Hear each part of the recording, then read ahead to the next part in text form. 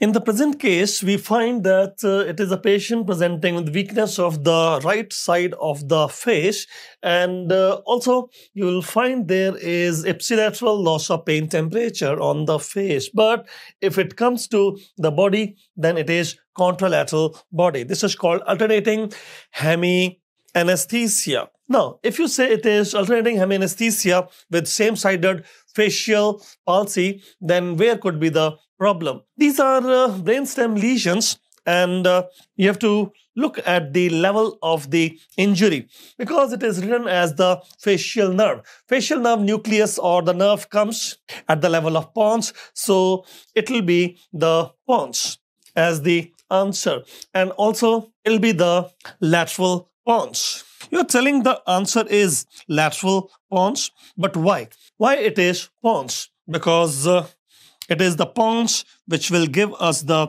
facial nerve. And this man has facial palsy. Okay, what if it was medulla? If it is medulla, then it will be now number 9, 10, 11, nucleus ambiguous, and there will be difficulty in speech and swallowing, or something with the 12th nerve, that is the tongue muscle palsy. If it is medial, then tongue muscle palsy. And if it is lateral, then it will be nucleus ambiguous difficulty speech swallowing. So telling that if it is lateral medullary syndrome or the Wallenberg syndrome, there will be difficulty speech swallowing due to injury of the nucleus ambiguous. Yes. And if it is medial medullary syndrome, then there will be tongue muscle palsy, 12th nerve injury. But none of them has been given, so answer cannot be A or D. But can it be C? No. Why it cannot be C? Because if it is medial pons, then there will be some problem with the pyramidal tract leading to contralateral spastic paralysis. So, do you see any contralateral spastic paralysis in the body? No, it is not given as spastic paralysis. It is given as contralateral loss of pain temperature. Yes, that is why it will be lateral pons. Lateral pontine injuries will be presenting with contralateral loss of pain temperature in the body. So, we'll keep our answer as choice number B. Yes, and then you need to explain why have you taken this answer. Let us take a transverse section of the brainstem at the level of pons now, and it is kind of a CT scan. We have taken transverse section of pons. We have put our patient into CT scan machine. This is the nose of the patient looking anterior, and this is the right side of the patient. So you can see here, this is right side of the patient, that is the anterior side of the patient. Patient is lying supine, legs towards our side and head towards the other side. Now you are taking a section at the level of the pons. And in this CT scan, as you see, the nose is being shown anterior towards that side. This is the midline of the body, and this is the lower pons. And that is where you will see the facial nerve nucleus and the nerve coming out. Where is the facial nerve nucleus nerve coming out? You see, this is the facial nerve. Facial nerve lies lateral, and along with that there is a pathway, trigeminal pathway. Here is the trigeminal nucleus and trigeminal pathway in the lateral pons. And along with that you also have spinothalamic tract there. So this will explain that when there is a lateral pontine ischemia, there will be facial palsy, which is on the same side, ipsilateral facial palsy, and there will be ipsilateral loss of pain temperature on the face because of trigeminal pathway compromise, and contralateral loss of pain temperature in the body because spinothalamic tract injured. To explain this, we'll have to put a diagram, but also compare here if it was a medial pontine syndrome. What could be the problems? If it was medial pontine syndrome, the first thing is pyramidal tract will be compromised. And when the pyramidal tract is compromised, there should be contralateral spastic paralysis. Also, dorsal column medial lemniscal system will be compromised. That will result in contralateral loss of 5 sensations carried by dorsal column medial lemniscal system. Could be pressure, vibration, tactile discrimination, stereognosis, and conscious proprioception. And also one nerve will be compromised, that is the sixth nerve, since the sixth nerve lies near the midline. So three problems in the medial pontine syndrome and three problems in the lateral pontine syndrome. Once you have this basic idea, let us proceed further. We would like to discuss lateral brainstem lesions versus the medial brainstem lesion. Understand, if it is lateral brainstem lesion, then there will be problems of pain and temperature on the face and body. But if it is medial brainstem lesion, then there will be spastic paralysis in the body, and some of the nerve will be paralyzed on the face on the same side. Ipsilateral sixth nerve injury and the contralateral spastic paralysis in the body. Medial brainstem lesion present with the alternating hemiplegia, whereas the lateral brainstem lesion present with alternating hemianesthesia. Now, what is this alternating hemianesthesia and alternating hemiplegia? That is what we need to focus upon. Let us start with the lateral brainstem lesions first. This is the brainstem which is showing here the injuries laterally, and you will notice since the spinothalamic tract is running laterally, whenever there is a lateral brainstem injury, there is a contralateral loss of pain temperature on the body, upper limb, trunk and lower limb. But the loss of pain temperature on the face is on the same side of lesion. Why it is on the same side of lesion, loss of pain temperature on the face? Because injury of the spinal sensory nucleus of trigeminal. So when the spinal sensory nucleus of trigeminal is involved, there will be ipsilateral loss of pain temperature on the face. But since there is injury of spinothalamic tract, there will be a contralateral loss of pain temperature in the body. This is called alternating hemianesthesia. But then how will you know that which level the injury is? Understand, if it is the muscles of mastication compromise, then it is upper pons injury. If it is the facial nerve, face muscles compromise, it is the lower pons injury. And if the muscles of speech and swallowing compromise, then it's the lateral medullary syndrome, or what is called as Wallenberg syndrome. So Wallenberg syndrome difficulty, speech swallowing due to injury of nucleus ambiguus, which lies in the lateral medulla. And what lies in the lateral pons? That is, if you are inferior, then the facial nerve, and if you are superior in the pons, then it is the trigeminal muscles of mastication will be compromised. So here what we have learnt is, if it is lateral brainstem injury, there will be alternating hemianesthesia, loss of pain temperature of face and body is alternating, plus it depends. If the muscle of mastication compromise, then it is upper pons. If the muscles of face compromise, lower pons. And if it is the muscles of speech swelling compromise, then lateral medulla or Wallenberg syndrome. Now, since our case was actually facial muscle palsy, let us draw a diagram for our patient now. This is the midline of the body, front view, and you can show thalamus on either side. Now this is thalamus on either side. Below thalamus you can show the brainstem as well. The three parts of the brainstem here. The midbrain followed by the pons and followed by medulla oblongata. This is midbrain, pons and medulla oblongata. Medulla oblongata will continue downward as the spinal cord, which you can show here. This is the spinal cord. And in the spinal cord, you can show H-shaped gray matter now. So this is the H-shaped gray matter. And there you can show posterior horn cell as well. This is the posterior horn cell, which will be giving us the lateral spinothalamic tract. But this is second order neuron. Where is the first order neuron? You are talking about the pain and temperature of the body. And that pain and temperature of the body is carried by first order neuron, dorsal root ganglion. So here you can show the dorsal root ganglion carrying the pain temperature of the body and synapsing here. This is the first order neuron. Then who is the second order neuron? The posterior horn cell of the spinal cord. Then what is the second order neuron doing? It will be sending the fibers crossing the midline of the body, as you can see here, and starts moving up to reach the thalamus as the spinothalamic tract. So the second order neuron, which is carrying pain temperature from that side of the body, is crossing the midline of the body and then going towards the thalamus. And this pathway, which is running in the lateral brainstem, is running in the spinal cord also, is called as the lateral spinothalamic tract here. And this lateral spinothalamic tract keeps running in the lateral medulla, in the pons and midbrain. Here it can also be called as spinal lemniscus. And the pathway is called as spinothalamic tract, spinal lemniscal system, reaching the thalamus, ventropostal lateral nucleus of thalamus, VPL nucleus of thalamus. Now, this is about the pain temperature of the body. What about the face?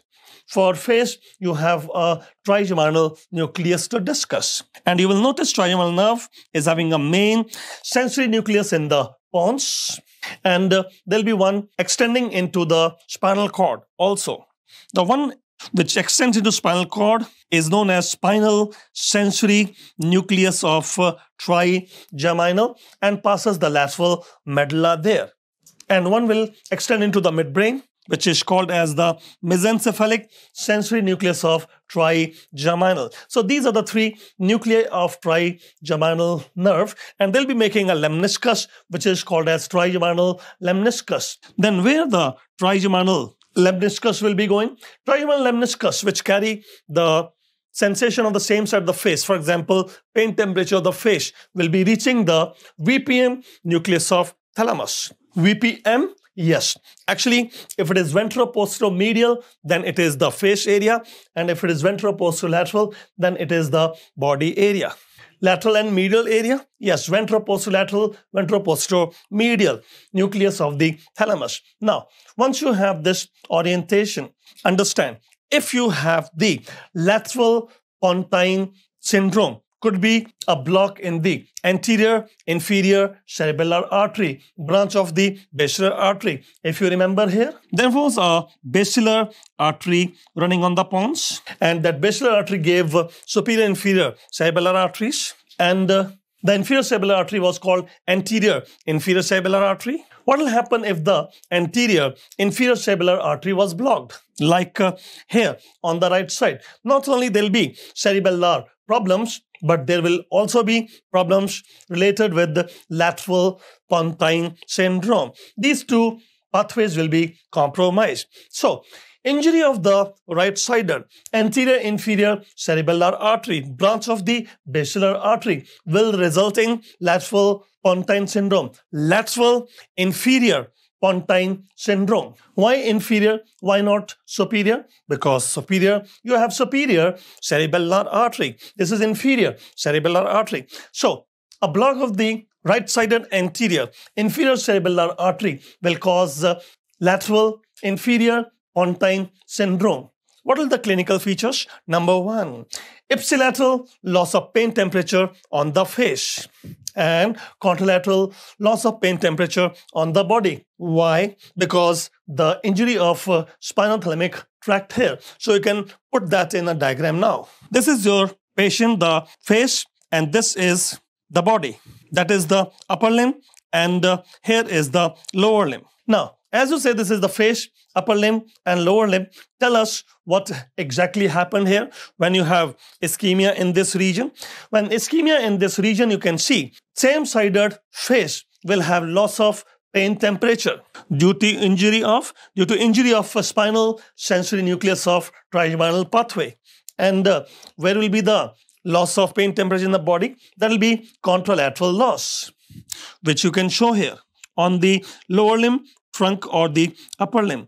Now, this contralateral loss of pain temperature on the body and the ipsilateral on the face is called alternating hemianesthesia.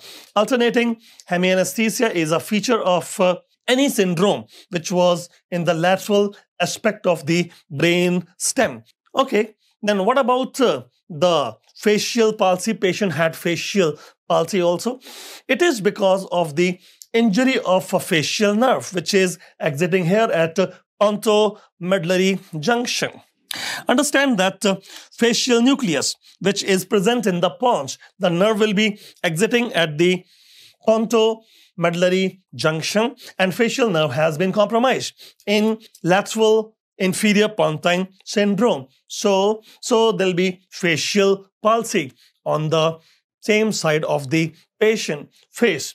It is lower motor neuron palsy. So for facial nerve, it will be Elleman palsy, Bell's palsy. Yes, Bell's palsy on the same side. And what if it was a medial pontine syndrome? Then the medial nerve will involve. What is the medial nerve? Tell me. It is the abducens nerve.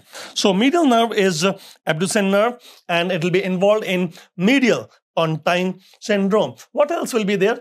You know, the pyramidal tract runs here. So contralateral spastic paralysis in the body. So there'll be ipsilateral abducens nerve injury and contralateral spastic paralysis in the body, alternating hemiplegia. Remember, alternating hemiplegia is a feature of medial brainstem lesion, which we'll discuss now.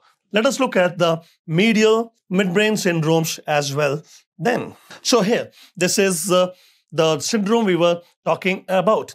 You see, if it is the medial pontine syndrome, then sixth nerve is involved and leading to medial squint on the same side because lateral rectus not working and medial rectus became more powerful. Plus there will be sixth nerve palsy on same side of lesion, but the spastic paralysis in the body will be contralateral. Why? Because of the injury of the pyramidal tract. So as the pyramidal tract is injured, contralateral spastic paralysis in the body.